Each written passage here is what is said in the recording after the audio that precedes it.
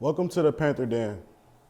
I am your host, Sherman Davis, and with me are my colleagues, Jay Fannin and David Wall. We'll also like to welcome Andrew Danford to our roundtable discussion. It is his first year part of the Hanover College football team as a defensive line coach. He has coached at Oberlin College, Carroll University, and Walsh University.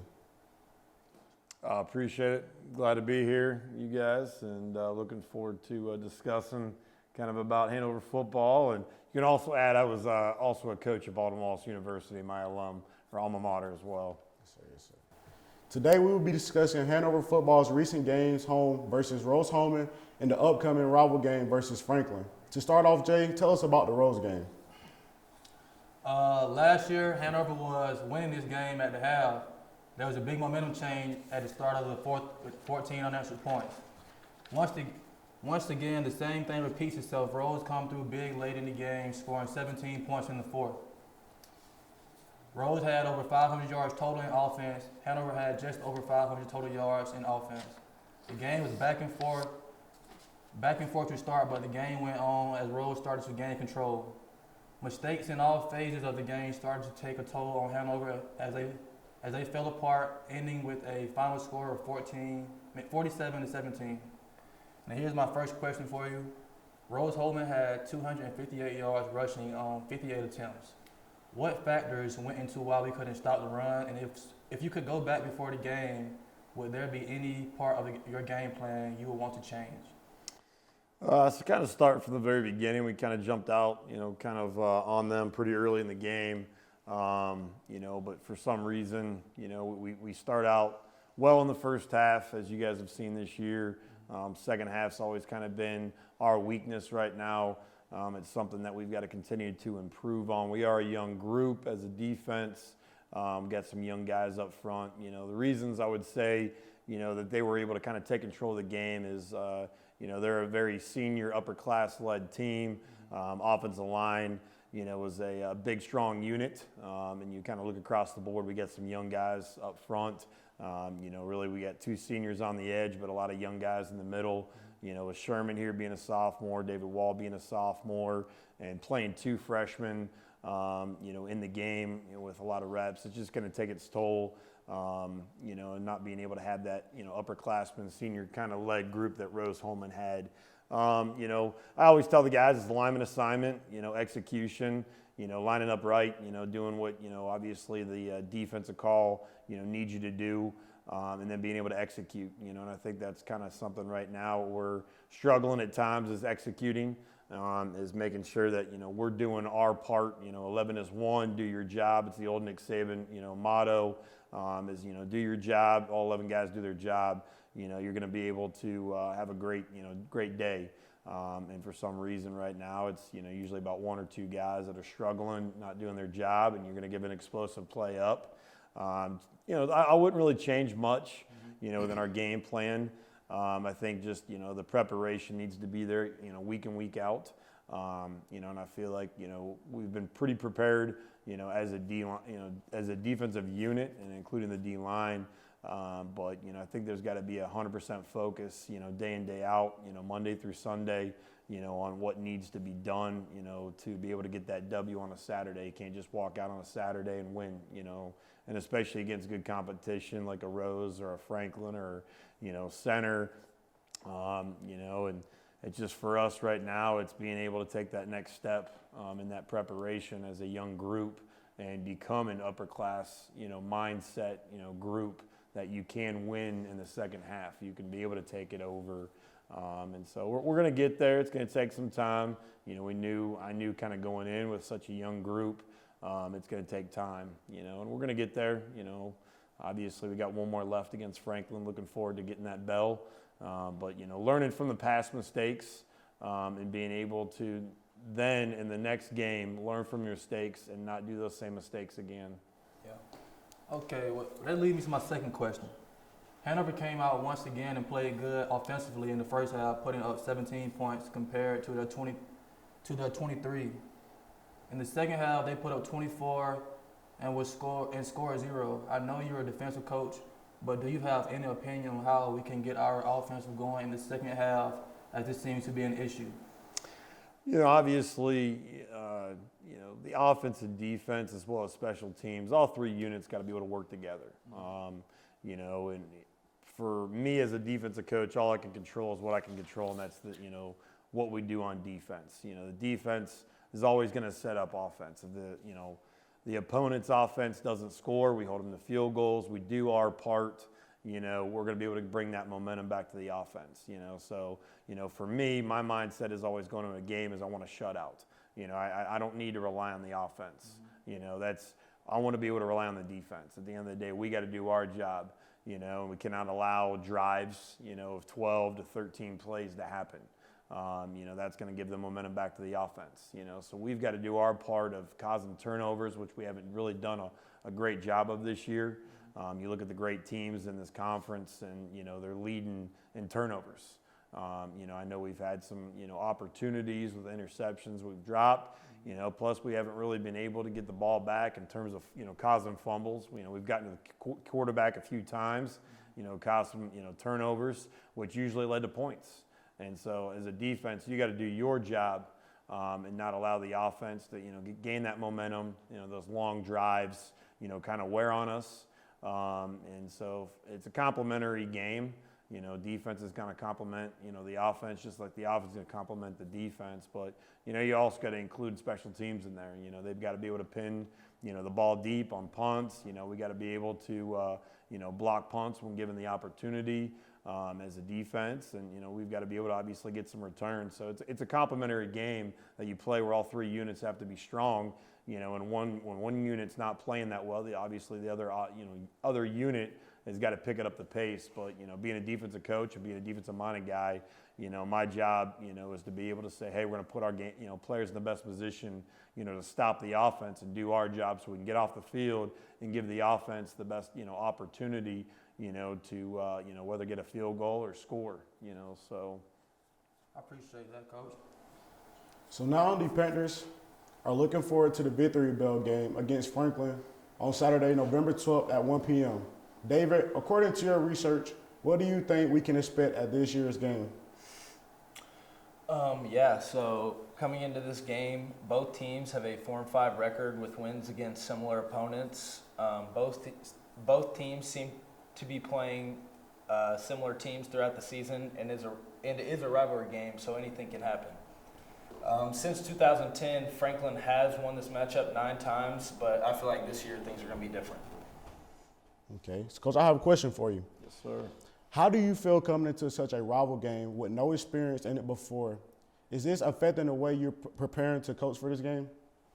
So kind of previous schools I've, coached at and played. So I played at Baldwin Wallace. Our rival was John Carroll, and so between John Carroll and Mount Union, going into those 2 games, obviously you had to be 100% prepared. So I've been in some really, outstanding Division III, big-time matchups.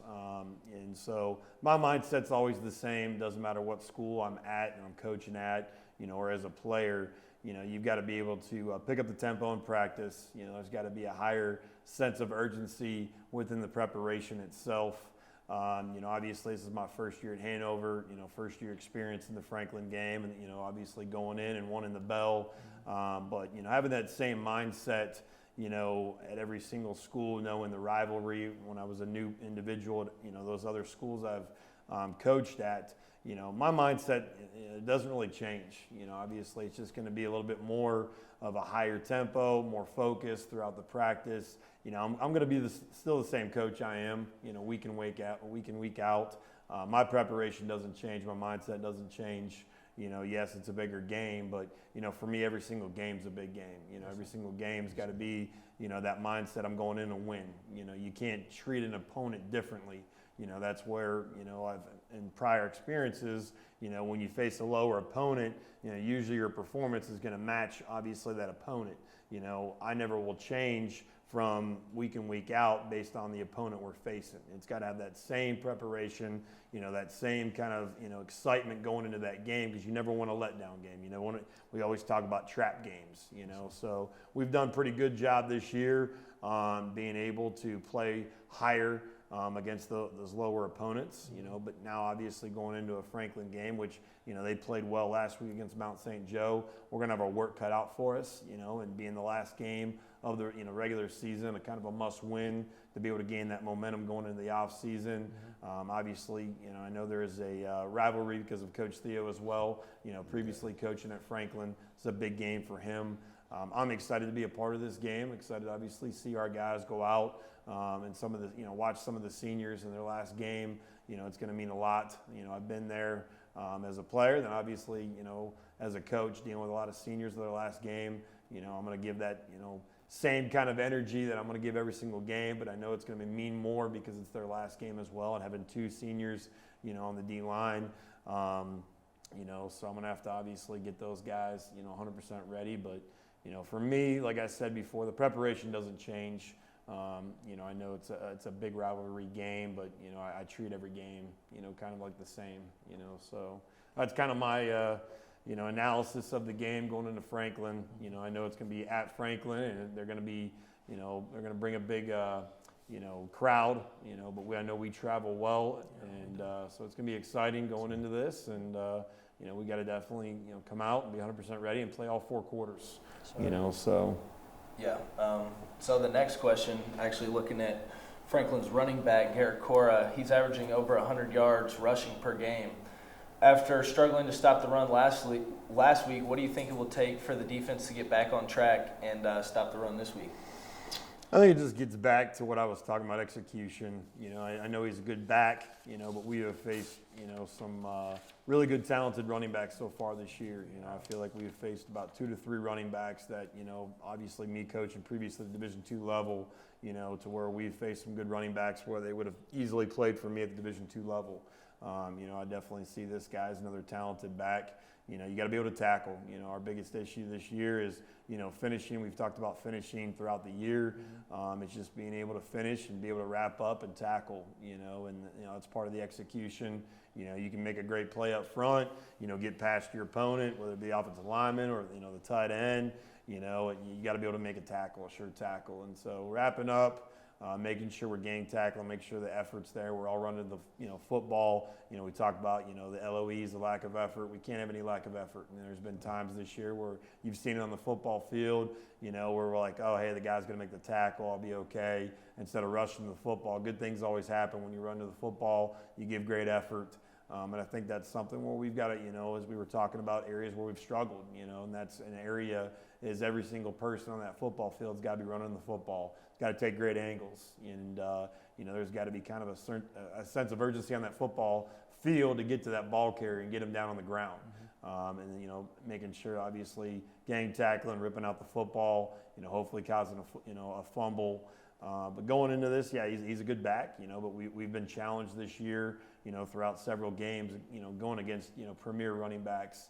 And so, we've got our work cut out for us, but we've been there in those games where we've done well at times against really good running backs, but you got to be able to do it for all 4 quarters.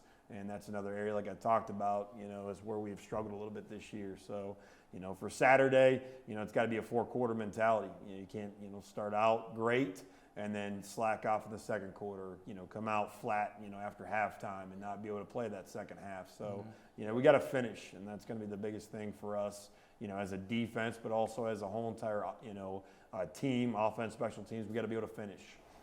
Yep. So the final question we have today for you is Franklin lost in a tight 27-20 game versus Mount St. Joe this weekend, which I would say was a surprise to a lot of people. Why do you think this was possible, and what do you see in this game that we can take advantage of Franklin this week?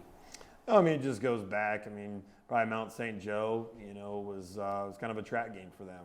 They probably didn't think Franklin, was going to come out and play as well as they did, and it comes back to game planning throughout the week. I'm sure Franklin had a great game plan, and watching the film, you can see that they did, and so that's obviously on our defensive coaches is, putting together a great game plan, bringing to the table on Saturday, and then being able to execute that game plan, so I know Franklin, they came out and played well. They had nothing to lose in that game, and, they got hyped up for it, and maybe Mount St. Joe wasn't as hyped, but, it comes back to execution. Franklin was able to execute, for most of the game. Unfortunately, they took the L You know, kind of lost it towards the end of the game. You know, but you know, Mount St. Joe, you know, wore them down a little bit as well. And you can usually see that, you know, with those elite teams. You know, elite teams are going to wear you out, you know, late in the game. And, you know, so you can see that with us this year as well, where we've kind of worn out in that fourth quarter just because, you know, we're not maybe as strong, you know, and as experienced as some of those other teams. And that's going to come with having a young team. And Franklin's got, you know, some young guys as well. Mount St. Joe and Rose-Hulman were kind of more of a upper-class-led team. And that's usually how it is with those upper-class-led experienced teams, you know, is they're going to wear you out in the fourth quarter and be able to end up pulling out, you know, a victory, you know. And so we've got to find a way, you know, to win in those close games. You know, you look at those, you know, first 3 games of the year where, you know, we lost 2 games out of those 3 games by a combined 5 points. You know, you got to be able to find a way to win in the fourth quarter. And, you know, being a younger team, you know, that's where we have got to grow, you know, as a Hanover Panther unit, is being able to take over in the fourth quarter and say, hey, we can do this, you know, collectively as a team and be able to win this game. And so it's going to come, you know, it'll come, you know, as these guys, as a whole entire team get older and get more experience, the more reps underneath them and more games played. And, you know, we'll be just fine here. You know, we'll be back on top in no time, you know, but obviously we got to, you know, end the season strong. So we're looking forward to it. We will certainly be looking forward to this year's bell game, and hopefully we'll be bringing the bell back to Hanover where it belongs.